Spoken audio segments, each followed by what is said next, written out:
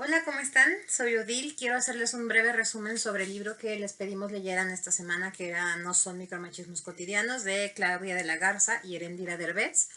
Es un libro muy interesante que narra 98 distintas maneras en que hemos normalizado el machismo en México preponderantemente, pero creo que aplica para toda Latinoamérica.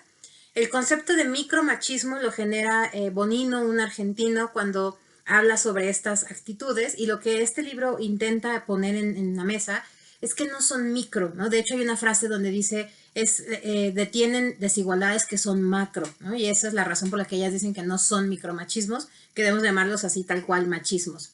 Como les decía, son 98 historias o 98 formas en las que ellas lo han vivido de primera mano o lo cuentan a partir de la narración de alguien más. Me llamaron la atención algunas cosas que les quiero contar rápidamente en un video. Una, por ejemplo, cosas que a mí me sorprendieron. Yo siempre he dicho, y quienes estuvieron con nosotros en una de las sesiones, siempre digo que yo soy la más heteronormada de las tres que estamos organizando este evento. Y me llamó mucho la atención justo como esta idea del el concepto también de hombre, ¿no? Que al final va tan ligado. El entender la valentía como algo que el hombre posee y que lo lleva a verles tan ridículos como de no cuidarse de la salud, porque ir al médico habla de debilidad, por ejemplo, ¿no? Y entonces es algo que culturalmente hemos normalizado como si los hombres no se cuidan, ¿no? Pero cuando realmente lo que trae atrás es esta noción de que no podrían mostrar debilidad, y todas las frases evidentemente que van asociadas alrededor de la virilidad del hombre, incluso cosas como faltarle pantalones, ¿no? Que están enfocadas hacia esa parte. Una de las cosas muy interesantes que me pareció es la cosificación evidente de la mujer, más allá de esto que hemos visto donde, sí, en la prostitución o en la porno, las mujeres como cosas y que te vean lascivamente, está tan normalizado que llegamos a un punto en el que todas las asistentes digitales que tienen las empresas en el mundo son mujeres. Siri, Alexa, Cortana, todas ellas son mujeres. No sé si escucharon por ahí hace muy poquito, hay un estudio que intentaron hacer una voz que no tuviera ningún género y la verdad es que sigue sonando mucho más femenina porque lo que hicieron fue sacar estadísticamente cuáles son la cantidad de asistentes que hay en el mundo, pues siguen siendo mujeres, ¿no? Eso me parece un dato muy importante. Todavía tenemos las cargas sobre la mujer, por ejemplo, de temas de juventud, más allá del tema de la belleza y el vello, por ejemplo, ¿no? El por qué las mujeres se tienen que depilar y los hombres no, por qué las mujeres no pueden salir con el torso desnudo y los hombres sí, está normalizado.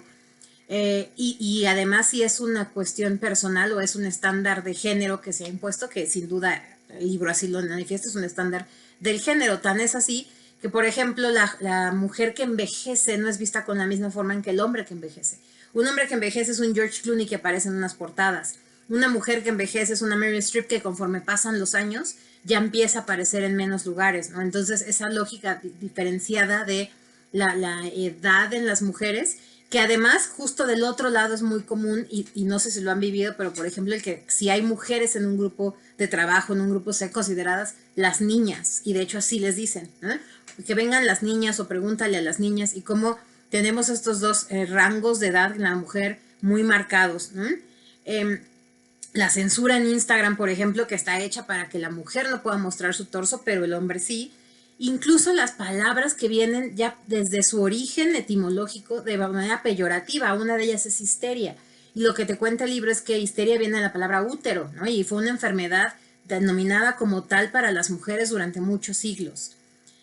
Todo el concepto de lo afeminado y cómo lo afeminado lo vemos negativo, sobre todo cuando hablamos de la población LGBT y lo femenino. Frases, ¿no? Que una frase que hizo famosa Oscar Wilde y que seguramente han escuchado alguna vez, que esto de a las mujeres no hay que entenderlas, hay que amarlas, ¿no? Y cómo pareciera que somos un ente que es inentendido por el resto de la población. Las autoridades todavía se asumen como masculinas. Si tú vas a un restaurante y pides un gerente, sigues pidiendo un hombre gerente, no una mujer, ¿no? Y todos esos que todavía tenemos de la heroína sacrificada, una heroína que es más, se lo piensan hasta en las historias de independencia de los países, ¿no? Las mujeres que han estado involucradas, como las Adelitas en México, son el soporte del hombre valeroso y heroico que está saliendo a pelear, y aquí la mujer conteniendo y aguantando.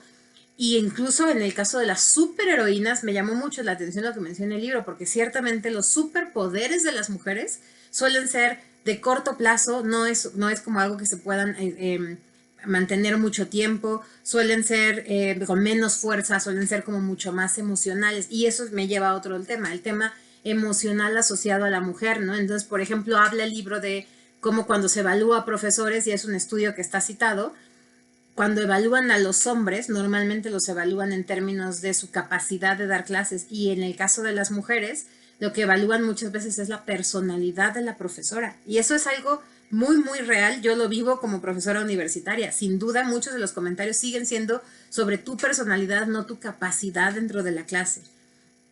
Y los términos que usamos, no es lo mismo ser un chef que ser una cocinera. Y entonces lo que menciona el libro es cómo todavía tenemos estas visiones de la modista versus el diseñador de modas, ¿no? Como tienen otros incluso nombres. Y algo que se llama la fiscalización del tono. Es muy interesante cuando lo mencionan. Police toning le llaman en inglés. Y es como nos importan más las formas que el fondo. Y el ejemplo más claro son las marchas de las mujeres, en donde se dañaron los monumentos, los rayaron las pintas. Y eso es lo que llama la atención y no el trasfondo. Y entonces pareciera que eso y pasa con razas, ¿no? Que ahorita lo estamos viendo en Estados Unidos. Pero bueno, ese es otro de los grandes acontecimientos. Cómo todavía somos una posesión de algunos de los hombres. Y el más claro ejemplo es la esposa de Octavio Paz, ¿no? La gente no sabe quién es Elena Garro, sabe quién es la esposa de Octavio Paz. Y en muchos casos así funciona. La diferenciación en el lenguaje, por ejemplo, entre señora y señorita, y cómo el hombre no tiene esa... O sea, el hombre tiene un tránsito de joven a señora a partir de cierta edad y significa que ella es una persona madura. Pero en el caso de las mujeres, básicamente tenemos una transición entre ser niña y ser señorita y luego ser señora, y eso no está enfocado a la edad, o por lo menos no estaba en su origen enfocado a la edad, está enfocado al término de posesión, de si estás casado o no estás casada. Y seguramente ustedes lo han vivido muchísimas veces, porque en cuanto te dicen señora sientes el peso de la edad, y muchas veces hemos defendido diciendo como no estoy casada, y eso es un símbolo de este machismo que hemos vivido. Que por cierto también lleva cosas como esa mujer está histérica, ¿no? En el término que les digo, seguro está mal cogida. Y entonces lo que habla el libro es como hasta eso se vuelve la responsabilidad. Si estoy mal cogida es porque un hombre no me supo coger bien. Y eso de todos modos se vuelve mi responsabilidad o mi culpa, ¿no? Como todo lo que es sexual está cargado hacia que la mujer sea la que se cuida. Los anticonceptivos tienen que ser femeninos. La mujer se debe dar a respetar, ¿no? Esa es una de las grandes frases que menciona el libro. Y además, lo simpático es que aun cuando pasa esto, luego decimos como, no, es que deberías de respetarla porque todos tenemos una madre o todos tenemos una hija, como si solamente por esa condición mereciera respeto a la persona. Las diferentes perspectivas desde el matrimonio, cuando han ido a una despedida de solteras, seguramente es como esto que se viene, la ilusión, la nueva vida, ¿no? Versus en el hombre es todo lo fúnebre, lo ya se te acabó la vida, hasta le cantan la marcha fúnebre cuando están en un evento de despedida de hombres, y cómo lo llevan a ver a otras mujeres como si ya fuera a ser el fin de la vida, ¿no? También este asunto de asumir que una mujer con otra mujer está sola, es decir, caso muy lamentable de las mujeres a las que asesinaron que estaban viajando por Latinoamérica y que dicen es que viajaban y están solas, o cuando vas a un bar y estás con una amiga y se acerca alguien y te dice vienen solas, y pareciera que invisibilizamos que la compañía puede ser de alguien más del mismo género, ¿no? Incluso las desigualdades que muchas veces vemos como es que a las mujeres no les cobran cover, que injusto, lo que significa es que la mujer es el producto que se está vendiendo dentro del bar y por eso al hombre le cobran, o por lo menos es lo que dice el libro, ¿no? Esta visibilidad de no entender que si la mujer no se le cobra no es porque se le esté haciendo un favor, sino porque nuevamente se le está cosificando. La idea, por ejemplo, del friendzone y cómo se nos ha construido esta idea de a la mujer hay que rogarle, hay que hacérsela difícil, ¿no? Y entonces como se hace la difícil, pues el hombre le tiene que rogar muchas veces hasta que va ella dejando de fingir. Y esto significa que el concepto de friendzone se genera para decir que uno pudiera salir de la zona de amistades cuando la mujer a lo mejor no le interesa. Y entonces eso nos lleva a empujar tanto que acabe siendo un tema ya de violencia y acoso, porque cuántas veces tengo que decir que no para que entiendas que no quiero nada contigo. Entonces todas estas definiciones son muchísimas, son 98, quería hacerles un muy breve resumen para que vieran algunos de los temas que por lo menos a mí me llamaron la atención, que creo que vale la pena que vayamos platicando. Ojalá nos podamos ver el miércoles a las 6 de la tarde. Muchísimas gracias por su tiempo.